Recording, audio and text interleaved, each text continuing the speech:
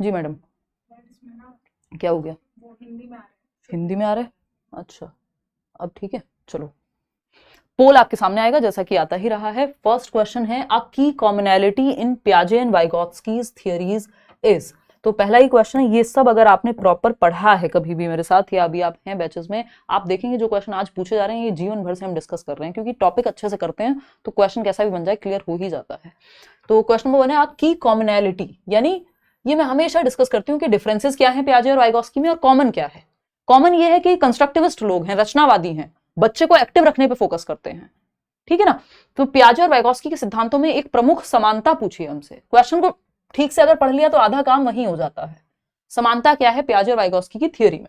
पहला ऑप्शन है, involvement and engagement of children in their own learning, बच्चों की स्वयं की शिक्षा में संलग्नता और जुड़ाव, यानी बच्चे एंगेज महसूस करें अपनी ही लर्निंग की प्रक्रिया में, वो एंगेज होकर के सीखें, यानी एक्टिव रहें। जहां बच्चा अपना सीधा सा फंडा है, जहां बच्चा एक्टिव है वो ऑप्शन बेस्ट है। बाकियों से अगर जिस ऑप्शन में सबसे ज्यादा एक्टिव है बच्चा और बच्चे को कोई नुकसान नहीं हो रहा, उसको चोट नहीं लग रही एक्टिव होने से, तो वो ऑप्शन बेस्ट है। बाकी के 3 ऑप्शन चेक करेंगे। The role of culture in the cognitive processes, यानी कल्चर का क्या रोल है संज्ञानात्मक प्रक्रियाओं में, संस्कृति की क्या भूमिका है। देखिए, संस्कृति की भूमिका पियाजे अलग मानते हैं और वाइगोत्स्की अलग मानते हैं, वाइगोत्स्की ज्यादा महत्वपूर्ण मानते हैं। आपके दिमाग के विकास में दोनों ही कॉग्निटिव डेवलपमेंट की थियोरी है, यानी आपके दिमाग के विकास की थियोरी है। कॉग्निशन मतलब जो भी काम दिमाग से हो, सोचना, समझना, तर्क करना, जो भी काम दिमाग से हो रहे हैं वो सब कॉग्निशन में आते हैं। क्वेश्चन नंबर 3 है, देयर व्यूज ऑफ रिलेशनशिप। तो यहां तो अंतर है, डिफरेंस है, समानता नहीं है। कल्चर पे पियाजे कुछ और कहेंगे, वाइगोत्स्की कुछ और कहेंगे। पियाजे कम महत्व देते हैं, वाइगोत्स्की ज्यादा महत्व दे रहे हैं संस्कृति को। Their views of relationship between language and thought, भाषा और विचार पे भी ये अलग सोचते हैं। वाइगोत्स्की कहते हैं भाषा और विचार दोनों महत्वपूर्ण हैं, साथ साथ चलते हैं, फिर बाद में मर्ज हो जाते हैं, समानांतर चलते हैं, पैरेलली चलते हैं इनिशियल ईयर्स में, बाद में जाके मर्ज हो जाएंगे। वहीं पियाजे कहते हैं पहले विचार आता है फिर भाषा आती है, यानी thought comes before language. Thought not only comes before language but also decides it, ठीक है जी। Focus on stage like progression in children's development, इसमें भी ये अलग है कि पियाजे की भाषा में देखेंगे तो डेवलपमेंट डिसकंटिन्यूअस हो जाएगा, असतत हो जाएगा, क्योंकि स्टेजेस में होता है। 4 चरणों में बांटा है उन्होंने, जो कि आप जानते ही हैं, SPCF, sensory motor, pre operational, concrete operational और फॉर्मल ऑपरेशनल। बिल्कुल छोटे छोटे फंडे आपको याद कराए हुए हैं, अभी नए जुड़े हैं तो हो जाएंगे, दिक्कत नहीं लेनी। तो SPCF, और अगर हम बात करते हैं यहां पर किस चीज की, वाइगोत्स्की की, तो उन्होंने एक भी स्टेज नहीं दी है डेवलपमेंट की, तो वो तो डेवलपमेंट को कॉन्टिन्यूअस यानी सतत मानते हैं। वाइगोत्स्की सतत कह रहे हैं, कॉन्टिन्यूअस कह रहे हैं डेवलपमेंट को, और पियाजे डिसकॉन्टिन्यूअस कह रहे हैं, तो दोनों में अंतर है। तो यहां भी अंतर, लैंग्वेज एंड थॉट में भी अंतर, कल्चर के रोल में भी अंतर, स्टेजेस में भी अंतर, लेकिन एक चीज में दोनों साथ जाते हैं, एक चीज पे दोनों अग्री करेंगे, एक चीज पे दोनों सहमत होंगे, पियाजे और वाइगोत्स्की के, बच्चों की स्वयं की शिक्षा में संलग्नता और जुड़ाव, यानी बच्चे का सक्रिय होना कितना महत्वपूर्ण है, एक्टिव होना कितना महत्वपूर्ण है, बच्चे का नॉलेज को कंस्ट्रक्ट करना, ज्ञान की रचना करना कितना महत्वपूर्ण है। एक्टिव दोनों ही रखते हैं बच्चे को, क्यों? क्योंकि दोनों ही रचनावादी हैं।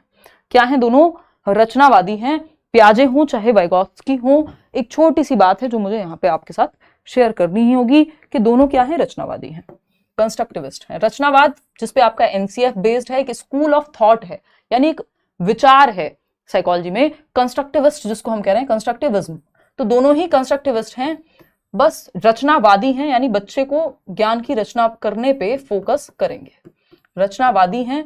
दूसरा, पियाजे जो हैं वो रेडिकल कंस्ट्रक्टिविस्ट कहे जाते हैं, उग्र रचनावादी कहे जाते हैं, क्योंकि ये बच्चे की एक्टिविटी पे सोलली ज्यादा महत्व देते हैं बजाय कि समाज और संस्कृति के। तो पियाजे की जब हम बात कर रहे हैं तो पियाजे हैं आपके रेडिकल कंस्ट्रक्टिविस्ट, रेडिकल कंस्ट्रक्टिविस्ट। और एक विचारधारा है रचनावाद, उसमें भी एक विचारधारा है रेडिकल कंस्ट्रक्टिविज्म जिसको पियाजे बिलोंग करते हैं, और दूसरी विचारधारा है सोशल कंस्ट्रक्टिविस्ट जिसको वाइगोत्स्की बिलोंग करते हैं, जिससे सामाजिक रचनावादी यानी समाज संस्कृति ग्रुप में सीखने पे सबसे ज्यादा जोर। कल्चर इनकी थियोरी का नाम ही है सोशियो कल्चरल अप्रोच, यानी सामाजिक सांस्कृतिक सिद्धांत है वाइगोत्स्की का, जो बच्चे के दिमाग की विकास की बात करता है। वाइगोत्स्की ने स्टेजेस में बात नहीं की है, तो ये विकास को क्या मान रहे हैं? कॉन्टिन्यूअस, सतत मान रहे हैं कि स्टेजेस की जरूरत ही नहीं है, ठीक। और जो लोग डिसकॉन्टिन्यूअस मानते हैं विकास को, क्योंकि विकास स्टेजेस में होता है, स्टेजेस में टूट करके चलता है।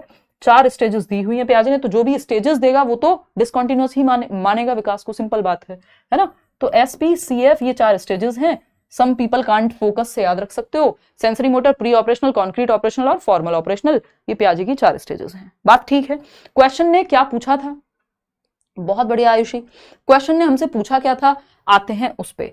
ठीक, सिंपल कुछ सिमिलैरिटीज थी, आपके दिमाग में सेट हो जानी चाहिए कि सिमिलैरिटी लिख लें एक तरफ हम, यानी कॉमन क्या है पियाजे और वाइगोत्स्की में, कॉमन क्या है, समानता क्या है, अगर मैं कहूं हिंदी में समानता क्या है पियाजे और वाइगोत्स्की में, और दूसरी तरफ डिफरेंसेस या उनका डिफरेंट ओपिनियन कहां है, अंतर कहां है पियाजे और वाइगोत्स्की में।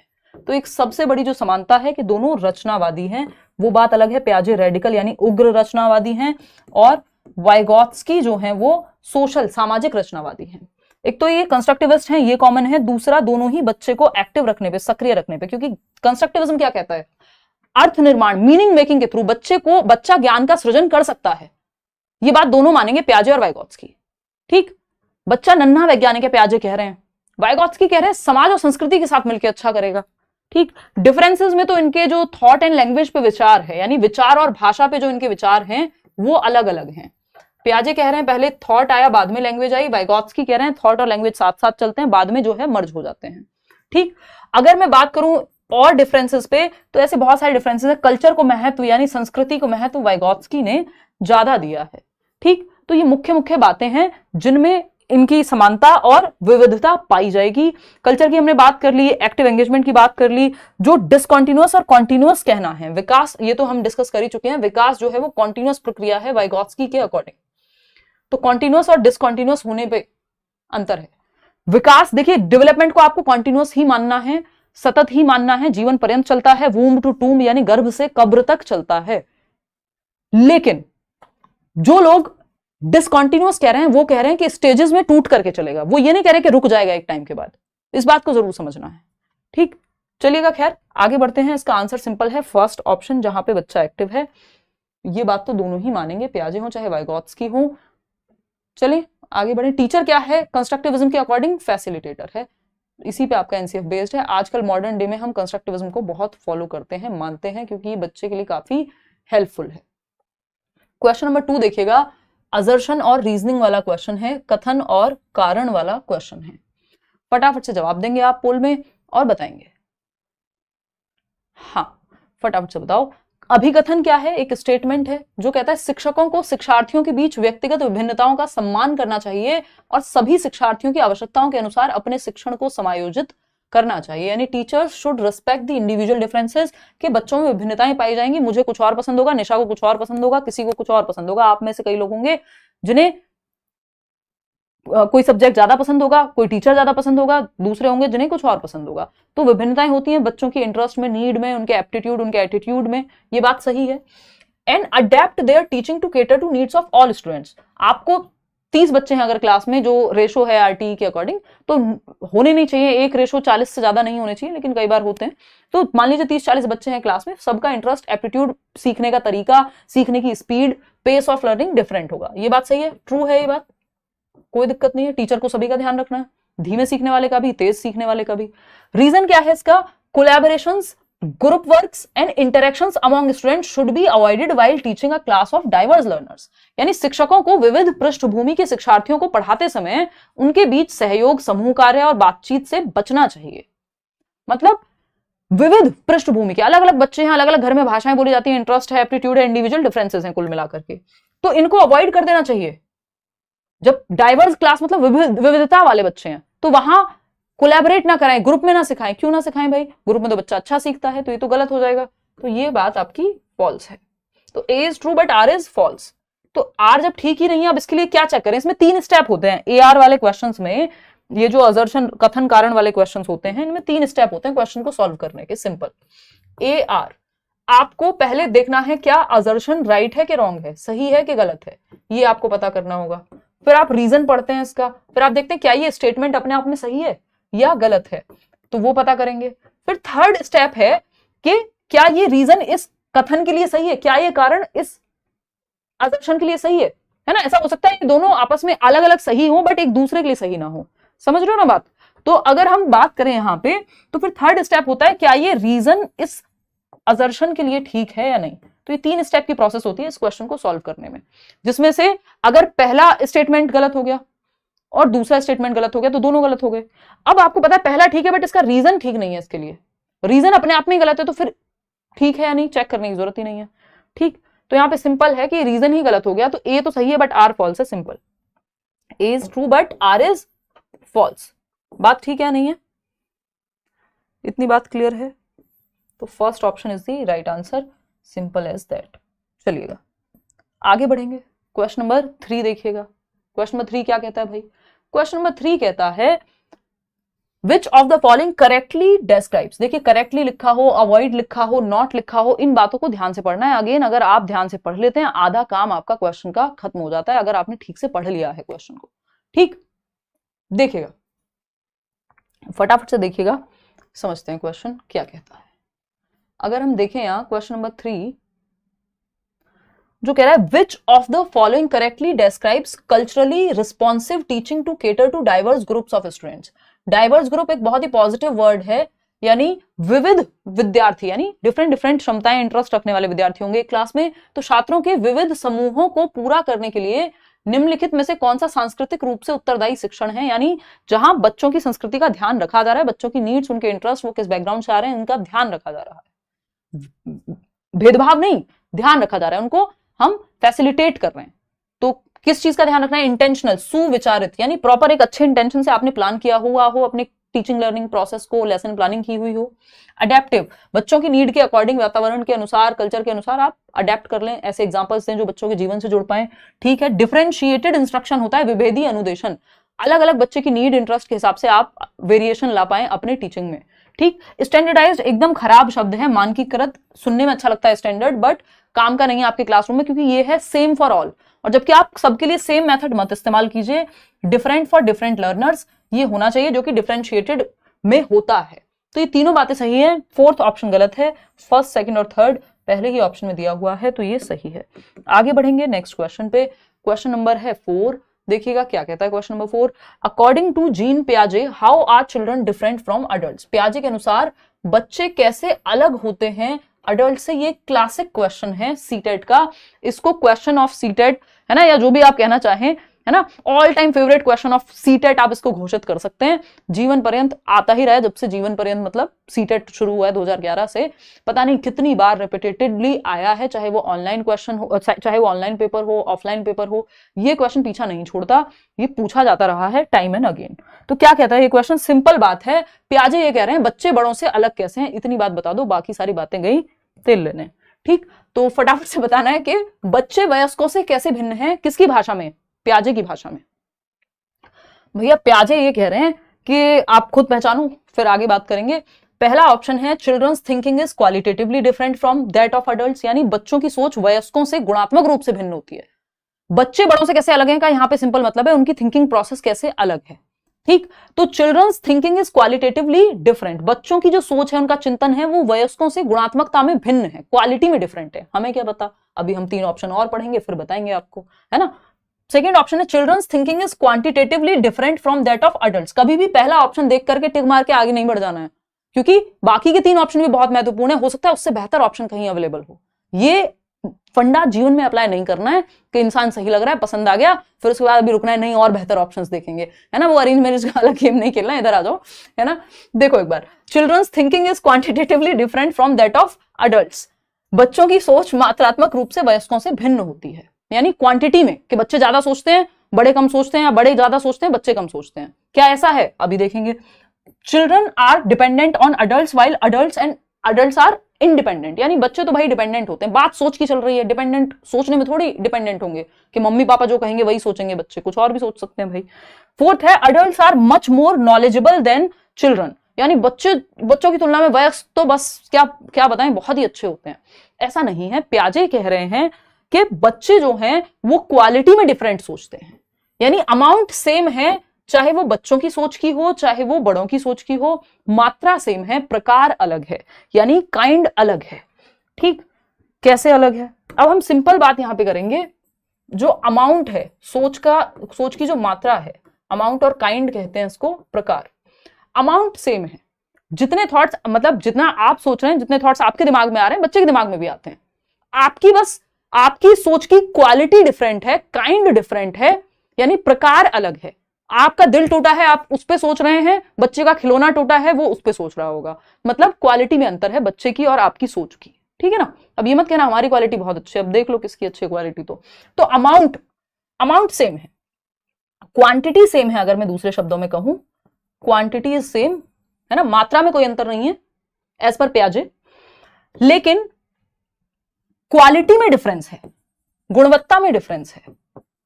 हो सकता है आप किसी थियरी पे विचार कर रहे हो और बच्चा विचार कर रहा हो कि ये पेड़ से फल नीचे क्यों आ रहा है ना, न्यूटन बन जाए क्या पता बच्चा, बादल चल क्यों रहे हैं, ये चांद मेरे साथ साथ घूमता है क्या। तो बच्चे की सोच तो चल रही है, उसकी भी क्वांटिटी तो है ही, मात्रा तो बराबर है, लेकिन क्वालिटी में अंतर है, गुणवत्ता में अंतर है, प्रकार में अंतर है, ठीक है ना।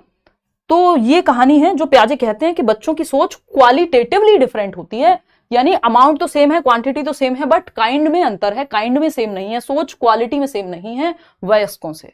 सिंपल बात सही है या नहीं है? बहुत बढ़िया। चलिए खैर, हाँ पीडीएफ मिल जाएगी, आप करियर ऐप डाउनलोड करके वहां सिलेबस की पीडीएफ तो फ्री ही मिल जाएगी ऑफ कोर्स, ठीक। तो क्वांटिटी में अंतर होता है, क्वालिटी में नहीं, यानी क्वांटिटी मतलब मात्रा तो सेम है, जितना आप सोच रहे हैं उतना बच्चा भी सोचता है।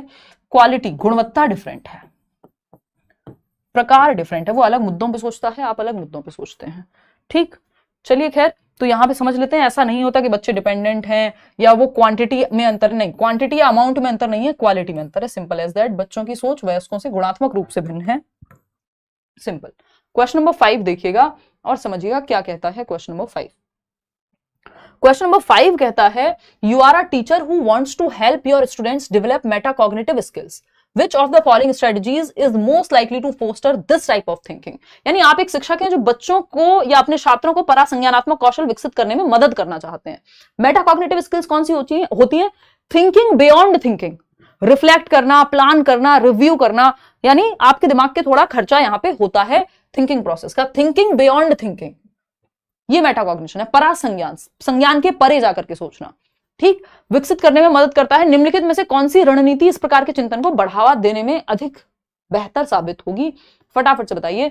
तो पहला ऑप्शन है providing students with summarised notes for assignment, यानी बच्चों को नोट्स दे दो तो वो कहां पे चिंतन पे थोड़ी ज्यादा जोर पड़ेगा, नोट्स मिल गए, आपने पढ़ लिए, याद कर लिए, तो इसमें तो ऐसा नहीं है। जहां दिमाग पे ज्यादा जोर पड़े, जहां सबसे ज्यादा सोचना पड़े, वही ऑप्शन मेटाकॉग्निशन के केस में सही होगा। सेकंड है assigning homework that requires memorisation and recall, जहां पे ये वर्ड मेमोराइजेशन, रिकॉल, रटना, याद करना, ये मिल जाए, वो एकदम एक्टिव नहीं होता बच्चा, और जहां बच्चा एक्टिव नहीं होता वो ऑप्शन खराब होता है, सिंपल। थर्ड है giving students marks instead of qualitative feedback on their performance, छात्रों को आप सिर्फ उनके प्रदर्शन पे गुणात्मक प्रतिपुष्टि देने की बजाय कि बेटा यहां ऐसे बेहतर कर सकते हो, उसकी बजाय सिर्फ नंबर दे रहे हो, तो नंबर दे देने से कुछ इंप्रूव नहीं हो जाएगा, आपको फीडबैक भी देना है। फिर आता है fourth option, encouraging students to reflect on their own learning and thinking process, thinking about thinking, reviewing, reflecting, ये सब मेटाकॉग्निशन के स्टेप्स हैं, मैंने आपको नोट्स में भी दिए हुए हैं और जब हम डिस्कस करते हैं वहां पे भी ये बात हुई। आज मेटाकॉग्निशन भी ऐड कर लेना, वो टर्म्स वाले उसमें, है ना। एक टर्म्स की वीडियो हम बहुत दिन से प्लान कर रहे हैं, अलग एक पूरी सीरीज चलाने वाले थे, बट अभी सीटेट आ गया है तो कोशिश करेंगे कि लिमिटेड टाइम में बता दें। छात्रों को अपने स्वयं के सीखने और सोचने की प्रक्रिया पर विचार करने के लिए प्रोत्साहित करना, फोर्थ ऑप्शन हो गया। क्वेश्चन नंबर 6 देखिएगा, वाइगोत्स्की के बारे में है सवाल। क्या कहता है? According to Lev Vygotsky, what is the relationship between language and thought, यानी वाइगोत्स्की के अनुसार भाषा और विचार के बीच में क्या संबंध है। अब ये भाषा और विचार अपने आप में एक टॉपिक है आपका, 1 नंबर में पूछा जाता है। अब ये आपको प्याजे में भी पढ़ना है, ये अलग से भी पढ़ना है। और प्याजे और वाइगोत्स्की क्या कहते हैं लैंग्वेज एंड थॉट पे, ये सबसे ज्यादा पूछा जाता है, ठीक। तो लैंग्वेज एंड थॉट, लेव वाइगोत्स्की के, ये दूसरे प्रकार का क्वेश्चन है जो क्लासिक क्वेश्चन कह सकते हैं, सीटेट के one of the favourite questions में से ये आएगा। ये पीडीएफ मिल जाएगी आपको लेव विद आंसर्स टेलीग्राम पे। लेव वाइगोत्स्की के अनुसार भाषा और विचार के बीच क्या संबंध है बताइए। तो अभी मैंने आपको थोड़ी देर पहले ही ये बताया था कि प्याजे क्या कहते हैं उसको लैंग्वेज एंड थॉट पे, और वाइगोत्स्की क्या कहते हैं। पहला ऑप्शन है language and thought are independent of each other, ये तो बात वाइगोत्स्की कहते हैं, और बाद में वो इंटर रिलेटेड हो जाते हैं, ये भी कहते हैं। तो ये इनिशियली तो ठीक लग रही है। Language and thought are complex interrelated processes of development, भाषा और विचार विकास की जटिल विनिमय प्रक्रियाएं हैं। Language does not shape thought, ऐसा नहीं है। लैंग्वेज थॉट शेप लैंग्वेज, ये तो प्याजे कह रहे हैं एक बार को। दोनों के साथ जाना है हमें कि दोनों किस बारे में मानेंगे। तो लेव वाइगॉस्की लिखा है यार, दोनों नहीं लिखा है, सिर्फ वाइगॉस्की देखना है हमको, सिर्फ वाइगॉस्की देखना है। तो language and thought are independent of each other, बात सही थी, लेकिन यहां पे ये भी लिखा होना चाहिए था इन दी इनिशियल स्टेजेस ऑफ लाइफ, जीवन के 2-3 साल, शुरुआती सालों में भाषा और विचार अलग अलग चलते हैं, पैरेलली समानांतर चलते हैं, बाद में मर्ज हो जाते हैं। तो यहाँ पे सेकंड ऑप्शन ही बनता है वैसे कि language and thought are complex interrelated processes of development, भाषा और विचार विकास की जटिल विनिमय प्रक्रिया है, कॉम्प्लेक्सली यानी जटिल रूप से आपस में जुड़ा हुआ है भाषा और विचार, भाषा मदद करती है विचार में, विचार मदद करता है भाषा में, दोनों इंटरमिंगल्ड हैं, इंटर रिलेटेड हैं, ऐसा वाइगॉत्स्की कहते हैं, मर्ज हो जाते हैं एक दूसरे में। पहले लैंग्वेज अलग चलती है, विचार अलग चलता है, फिर ये थॉट और लैंग्वेज मर्ज हो जाते हैं, कॉम्प्लेक्स है। तो सेकेंड ऑप्शन ही यहाँ सही है। आगे बढ़ेंगे नेक्स्ट क्वेश्चन पे, क्वेश्चन नंबर है 7। क्या कहता है क्वेश्चन नंबर 7, फटाफट से देखिएगा। क्वेश्चन नंबर 7 कहता है a teacher asks herself how can I provide experiences that require students to classify different types of objects in the environment and analyse their classification schemes, which intelligence is she using to try to promote in students. मतलब कौन सी intelligence को promote करना चाहती हैं teacher जब वो ये कह रही हैं कि ये गार्डनर की जो 8 प्रकार हैं बुद्धि के, उनसे एक क्वेश्चन है, गार्डनर से एक क्वेश्चन आता ही आता है, मल्टीपल इंटेलिजेंस, मल्टी डायमेंशनल भी कह देते हैं जिसको हम। तो एक शिक्षिका खुद से ये पूछ रही है कि मैं ऐसे अनुभव कैसे प्रदान करूं बच्चों को जिससे छात्रों में पर्यावरण के विभिन्न प्रकार की वस्तुओं को वर्गीकरण की क्षमता आ जाए, यानी बच्चों को पता हो जब वो ये पेड़ देखे, पौधा देखे, प्लांट देखे कि ये किस कैटेगरी का है, ये वाला फल, ये वाली जो फसल है ये किस सीजन में होती है, मतलब एनवायरमेंट को लेकर के। अब वो पौधे हो सकते हैं, एनवायरमेंट में कुछ भी हो सकता है, तो प्रकृति वाली सोच, प्रकृति की बुद्धि चाहिए, यानी नेचुरल इंटेलिजेंस या नेचुरलिस्टिक इंटेलिजेंस विकसित करने की बात कर रही हैं अध्यापिका। प्राकृतिक बुद्धिमत्ता जो आपके किसानों में बेहतर मिलेगी, है ना, या फिर अगर फार्मर्स में, आपके बर्ड वॉचर्स में, आपका जो भी जूलॉजिस्ट, बॉटनिस्ट, गार्डनर, जिनको पौधे वगैरह का शौक है, उन लोगों में ज्यादा पाई जाती। तो ये नेचुरलिस्टिक इंटेलिजेंस हो गई। आगे बढ़ेंगे क्वेश्चन नंबर 8, देखिएगा, जवाब दीजिएगा। फोन मत चलाओ, अगर तुम फोन चलाते हुए मिली तो जब्त हो जाएगा फोन। हमारे यहाँ हिटलरशाही चल रही है आजकल, डेमोक्रेसी हम अपने ऑफिस की बात कर रहे हैं, ठीक, हमने थोड़ा सा साइड की हुई है आजकल। Feedback to the students in a classroom is most effective when, child centred classroom पे हम डिस्कशन करते हैं, हमारे यहाँ अप्लाई नहीं हो पा रही है बाकी बहुत सारे स्कूल्स की तरह। देखिएगा एक बार, छात्रों के लिए कक्षा में प्रतिक्रिया, मैं मजाक कर रही हूँ, बहुत मजे हैं, अभी पूछो मैडम सो रही थी। देखो एक बार, छात्रों के लिए कक्षा में प्रतिक्रिया सबसे अधिक प्रभावी होती है, यानी फीडबैक कितना महत्वपूर्ण है और कब महत्वपूर्ण है बच्चों के लिए क्लासरूम में, फटाफट से बताइए। कितना रुक रहा है, अच्छा मतलब अटक रहा है क्या सेशन, यहां से है कोई दिक्कत? वो आपके इंटरनेट में दिक्कत हो सकती है, शाम तक आप अपना इंटरनेट सारा निपटा चुके होंगे, देखना एक बार। तो अगर हम बात करें, पहला ऑप्शन है it focuses on what the child can not do rather than what they can do, यानी प्रतिक्रिया या अच्छा फीडबैक जब मिलेगा जब बच्चे, आप इस बात पे ध्यान दे रहे हैं एज अ टीचर कि क्या नहीं कर सकता बच्चा। अगर आपका ध्यान इसी बात पे कि तुमसे ये नहीं होगा, तुम ये नहीं कर सकते, तो बच्चा नहीं सीखेगा, वो डिमोटिवेट हो जाएगा। तो ये तो गलत हो गया, बच्चे के पक्ष में रहना है आपको कुछ भी करके, बच्चा सेंटर में है पूरे एजुकेशन सिस्टम के, तभी चाइल्ड सेंटर्ड एजुकेशन कह रहे हैं हम। सेकेंड ऑप्शन है it centres around the test and exams at the end of the year, बस साल के अंत में परीक्षा पे फोकस करो, तो ये भी गलत तरीका है। बच्चे को एक्टिव रखना है, सिंपल वही फंडा है, सारे पेडागोजिकल क्वेश्चंस उसी से सॉल्व हो जाएंगे कि जहां बच्चा सक्रिय है। It assigns comparative ranks to the students, rank देने से कौन सा फीडबैक मिल जाएगा भाई। It occurs during as well as after the learning activity, तो फीडबैक वो बेस्ट है जो सीखने के दौरान और सीखने के बाद भी होता रहे, कि आप अभी सीख रहे हैं, आपको यही फीडबैक मिल जाएगा, कहां गलती कर रहे हैं, क्या पूछना चाह रहा है क्वेश्चन, आउट ऑफ कितने क्वेश्चन सही हुए, कितने गलत हुए, वो अंत में पता लग जाएगा। तो फीडबैक साथ साथ मिल रहा है, जब लर्निंग हो रही है तब भी, और जब लर्निंग खत्म हो गई है, वो चैप्टर खत्म हो गया तब भी, लर्निंग एक्टिविटी के बाद भी और साथ भी, ड्यूरिंग, जिसको हम असेसमेंट फॉर लर्निंग कहते हैं एक तरह से। क्वेश्चन नंबर 9 है Rama is a teacher who is implementing Vygotsky's theory in her classroom and she assigns her students to work in groups to complete a challenging task। तो रमा एक टीचर हैं जो वाइगॉस्की की थियोरी को फॉलो करती हैं। Vygotsky की थियोरी क्या कहती है, ग्रुप में सिखाइए, है ना, सोसाइटी के साथ सिखाइए। तो इन्होंने क्या किया है, बच्चों को ग्रुप वर्क असाइन कर दिया है जिसमें बच्चे कोई एक टास्क कर रहे हैं ग्रुप में। फिर आती है बात, during the task one student struggles to understand a key concept, एक बच्चे को एक की कॉन्सेप्ट, एक महत्वपूर्ण संप्रत्यय है जो समझ नहीं आता है। What would be the most effective way for Rama to help this students? एक बच्चे को कॉन्सेप्ट समझ नहीं आया, अब इस बच्चे को मदद करने के लिए रमा क्या करे बेस्ट। तो पहला ऑप्शन, रमा एक टीचर है, ठीक। पहला है assign a different task to the students, that is आपको अपने आप को रमा की जगह रख के देखना है, क्योंकि आप भी टीचर ही बनने वाले हैं, कई लोग पढ़ा रहे होंगे ऑलरेडी प्राइवेट स्कूल्स में, ठीक, तो अगर हम देखें एक टास्क दे देंगे बच्चों को जिसमें that is better suited to her abilities, छात्र को एक ऐसा काम दे दें जो उसकी योग्यता के अनुकूल हो, तो लेकिन बच्चा जहां अटक रहा है उसमें भी तो सॉल्यूशन देना है। ये थोड़ी कि मुझे आता है क्लास 6 का तो आप कक्षा 6 के सवाल दे दो, 7वीं में मैं हूं और वहां मुझे समझ नहीं आ रहा तो आप कहो बेटा तुम 6ठी का काम कर लो, तो वो गलत हो जाएगा। जहां दिक्कत है वो सीखना है ना, ये थोड़ी कि जो आता है उसको वही दे दो काम, फिर जहां डाउट है वहां तो सॉल्व नहीं हो पाएगा। फिर सेकंड है work through the problem with the student and providing guidance and feedback as needed while involving with other group members, यानी छात्र के साथ समस्या पर काम करें और समूह के अन्य सदस्यों को शामिल करते हुए आवश्यकता अनुसार मार्गदर्शन और प्रतिपुष्टि प्रदान करें। ठीक है भाई, समस्या पर काम कर सकते हैं छात्र के साथ। और ऑप्शन देख लेते हैं, provide the student with the answer to the problem so the group can move on, यानी बच्चे को सीधा आंसर बता दो कि ग्रुप आगे बढ़ सके। नहीं, आपको तो हर बच्चे का ध्यान रखना है, डिफरेंशिएटेड इंस्ट्रक्शन तभी तो कह रहे हैं हम, विभेदी अनुदेशन। फोर्थ ऑप्शन है encourage the student to try to solve the problem on her own, यानी आप बच्चे को क्या करेंगे, एनकरेज करेंगे कि भैया अपनी समस्या खुद से समझाओ, इधर उधर की बात ना करो। सिंपल बात। ये कौन है जो जॉ लाइन अच्छी है की बातें कर रहा है? ज्योति पढ़ लो, पढ़, पेपर में जॉ लाइन नहीं पूछी जाएगी, वो भी मेरी है। पेपर में इतने भी दिन नहीं है, 5 महीने नहीं दिए सीटेट ने इस बार। हरकतें देखो, क्यूट हरकतें हैं वैसे आप लोगों की। ये तो मैं एक्टिंग करती हूँ, मुझे गुस्सा आता ही नहीं है आप लोगों की हरकतों पे आसानी से। देखो एक बार, बहुत बढ़िया, बी होगा इनोसेंट कह रहे हैं। नाम तो आप लोग के इतने बढ़िया बढ़िया हैं, बस लवली निकिता, खुद से ही निकिता ने कहा मैं लवली हूं, आज से नाम लिखा जाएगा लवली निकिता, बात खत्म। क्यूट निशा, ठीक है, तुम्हारा भी यूजर नेम यही होना चाहिए, है ना, पापा की परी निशा। देखो एक बार समझते हैं।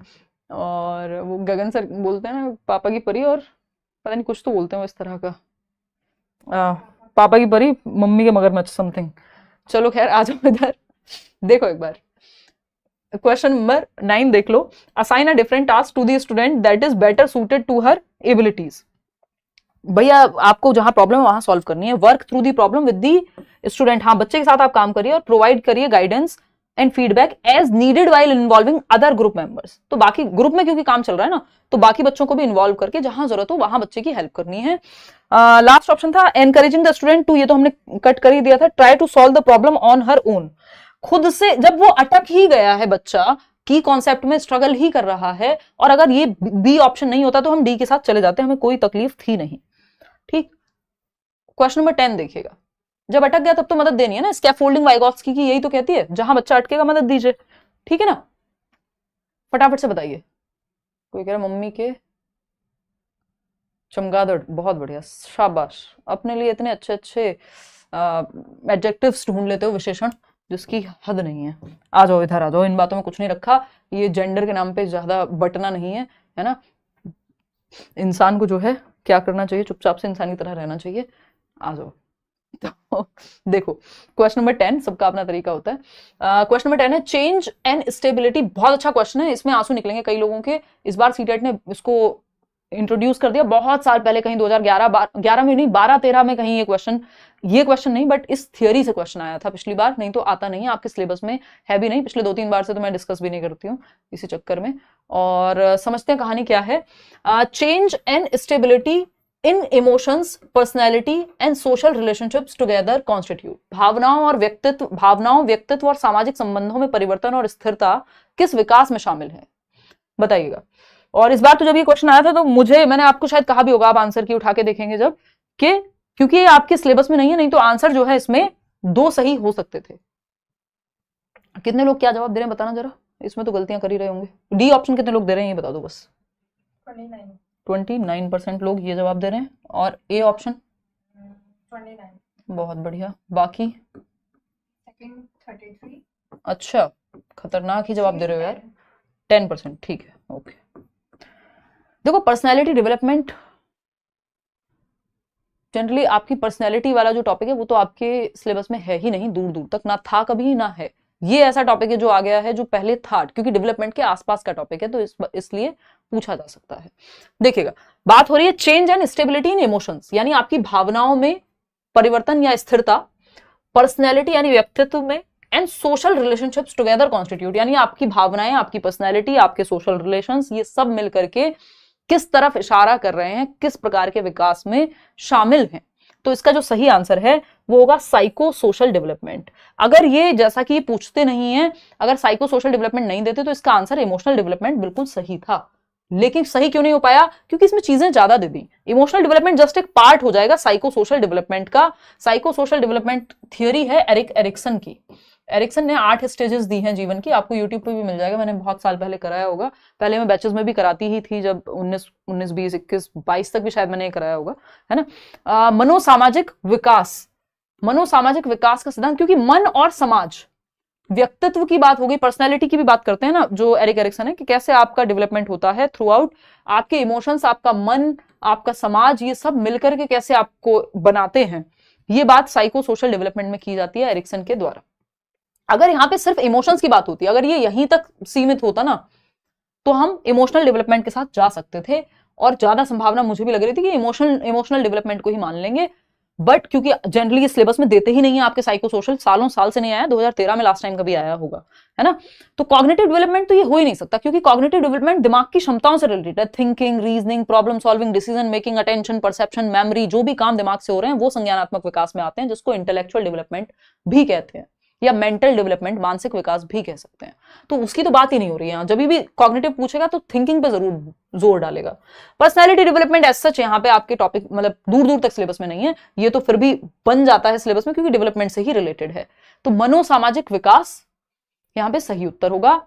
और इमोशनल डेवलपमेंट की जब हम बात कर रहे हैं, तो इमोशंस, जनरली इमोशंस का चेंज होना, फीलिंग्स का चेंज होना, है ना। सिर्फ इमोशंस पे फोकस्ड होता अगर ये क्वेश्चन, जैसा कि मैंने बताया, सिर्फ यहीं तक अगर होता, change and stability in emotions and social relationships, फिर भी मान लेते। लेकिन personality and social relationships together constitute, यानी आपके इमोशंस में चेंजेस आपके एनवायरमेंट की वजह से, आपके सोशल रिलेशनशिप्स में, आपकी पर्सनैलिटी में, सेल्फ जिसको हम कह रहे हैं, इन सब में जो परिवर्तन होते हैं, तो ये साइको सोशल डेवलपमेंट के तहत आता है। क्या ओवरऑल आपकी 8 स्टेजेस दी हैं एरिक एरिक्सन ने।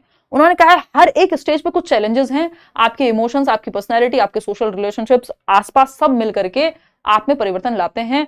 ट्रस्ट वर्सेस मिसट्रस्ट, ये थियरी है अपने आप में, तो ये इन्होंने थियरी से ही डायरेक्ट क्वेश्चन पूछ लिया, इसमें मैं और आप कुछ कर नहीं पाएंगे। मन और समाज मिलकर के कैसे हमारी पर्सनैलिटी या हमारा विकास कैसे होता है, ये बात एरिक एरिक्सन करते हैं, जिनकी थियरी से ये क्वेश्चन है। 8 स्टेजेस उन्होंने दी हैं एरिक्सन ने। तो ये क्वेश्चन हम कहेंगे कि हाँ, ये थोड़ा सा इन्होंने हटके पूछ लिया, क्योंकि इन्होंने पर्सनैलिटी की बात कर दी, क्योंकि इन्होंने समाज की बात कर दी, तो हमें मनोसामाजिक के साथ जाना पड़ेगा, नहीं तो सिर्फ भावनात्मक के साथ जा सकते थे अगर इमोशंस, फीलिंग्स, इमोशंस को मैनेज करने की बात कही होती तो। ठीक, ये out of the box question आ गया, इस बार मैं ये थियरी करा के चलूंगी, यूट्यूब पे तो बहुत पहले से कराई हुई है। तो क्वेश्चन नंबर 1, आगे बढ़ते हैं क्वेश्चन नंबर 11 पे। क्वेश्चन नंबर 11 क्या कहता है, तो एक आध क्वेश्चन ऐसा आजकल देते हैं ये लोग। Constructivist teaching leads to dash learning by students, यानी रचनावादी शिक्षण विद्यार्थियों को डैश अधिगम की ओर ले जाता है। रचनावादी मतलब जहां ज्ञान की रचना होती है, बच्चा एक्टिव है। पियाजे वाइगोस्की याद कर लीजिए, अभी बताया था, सोशल कंस्ट्रक्टिविस्ट है वाइगोस्की और रेडिकल कंस्ट्रक्टिविस्ट है उग्र रचनावादी पियाजे। आपके फटाफट से बताइएगा क्या जवाब सही होगा। Constructivist teaching leads to what, rote learning? नहीं भाई, ये तो सिंपल बच्चे को एक्टिव रखने पे फोकस करेंगे, ये बात हम कर चुके हैं आज सेशन में पूरे टाइम, क्योंकि कंस्ट्रक्टिविज्म मिला करके कम से कम 5-6 क्वेश्चन कंस्ट्रक्टिविज्म से आ जाएंगे, जिसमें पियाजे वाइगोस्की कंस्ट्रक्टिविज्म सब शामिल है। बच्चे को एक्टिव रखना, एक्टिव कहां है, रटने में एक्टिव होगा नहीं, रटंत विद्या चलंत नहीं। ठीक, रिसेप्टिव रखने में, ग्रहणशील रखो सिर्फ, तो बच्चे को एक्टिव भी तो रखना है, सिर्फ ग्रहण करने की स्थिति में थोड़ी रहेगा वो। Discovery, yes, discovery learning by students, रचनावादी शिक्षण वहां होगा जहां बच्चा खोज आधारित अधिगम कर रहा होगा। 4 ऑप्शन में जो सबसे ज्यादा एक्टिव है वो ऑप्शन सही है। बच्चा जहां एक्टिव है, बच्चा जहां सक्रिय है, जहां बच्चा लर्निंग बाय डूइंग करके सीख रहा है, तो डिस्कवरी में वो करेगा। डिस्कवरी लर्निंग की बात की है आपके जेरोम ब्रूनर ने, वो कहते हैं कि हम खोज करके, एक्टिविटी करके सीखें, सिंपल बात। मीनिंगलेस नहीं, मीनिंगलेस होगी तो क्यों सीखेगा भाई, 3rd ऑप्शन सही हो गया। आगे बढ़ेंगे क्वेश्चन नंबर 12 पर। प्रोग्रेसिव एजुकेशन की बात हो रही है, जिसकी बात जॉन डूई करते हैं। In progressive education children are perceived as, progressive education child centred education, यानी प्रगतिशील एवं, अगर हम बात करें आपकी बाल केंद्रित शिक्षा। प्रोग्रेसिव एजुकेशन की बात इन्होंने शिकागो में स्कूल्स खोले थे 20th सेंचुरी के स्टार्टिंग में, जॉन डूई और उनकी वाइफ ने मिलकर के, जहां पे सेंटर में बच्चा था, एक्टिविटी करना, सोशल लर्निंग, ग्रुप में सीखना, सोसाइटी, एजुकेशन फॉर लाइफ करके एक स्टेटमेंट दिया है जॉन डूई ने, कि जीवन के लिए शिक्षा, जिसका मतलब क्या है, एक तो ये बात करते हैं प्रेजेंट के लिए सिखाना, सोशल प्रॉब्लम सॉल्व हो, और वर्तमान के लिए सिखाना, रियल लाइफ की प्रॉब्लम्स रिजॉल्व हो पाए, है ना, उसके लिए सिखाना। देखिएगा तो प्रगतिशील शिक्षा बच्चों को किस तरह देखता है, तो बच्चों को एक्टिव देखेगा, नॉलेजेबल एंड मीनिंग मेकर्स, बिल्कुल अर्थ निर्माण करने वाले, ज्ञानवर्धक हैं बच्चे, ठीक है। Vulnerable in need of protection, कमजोर हैं, प्रोटेक्शन की जरूरत है, नहीं, हम बच्चे को एक्टिव रखते हैं, बिल्कुल सुपर मारियो है, उछलता हुआ जाता है बच्चा, सारे काम कर लेता है, सारी स्टेजेस पार कर लेता है, बच्चा हमारे लिए इंपॉर्टेंट है, बच्चा भगवान है, बिल्कुल। इनोसेंट एंड डिपेंडेंट, डिपेंडेंट नहीं, compliant and capable of only consuming knowledge, यानी बस उसको तो बेचारे को ज्ञान भर दो उसके दिमाग में, बच्चों को एक्टिव रखना है, सिंपल बात। नॉलेजेबल है और मीनिंग मेकर है, अर्थ निर्माण करता है बच्चा, सीखता है अपनी एज के अकॉर्डिंग। डिपेंडेबल ये मत कह देना हाँ वो हम पे तो डिपेंडेबल है, फीस तो माँ बाप ही देते हैं, वो वाला डिपेंडेबल नहीं, आपको ज्ञान की दृष्टि से देखना है, तो ज्ञान का सृजन करने में, यानी नॉलेज क्रिएट करने में, कंस्ट्रक्ट करने में बच्चा एक्टिव रोल प्ले करेगा। First option is the right answer.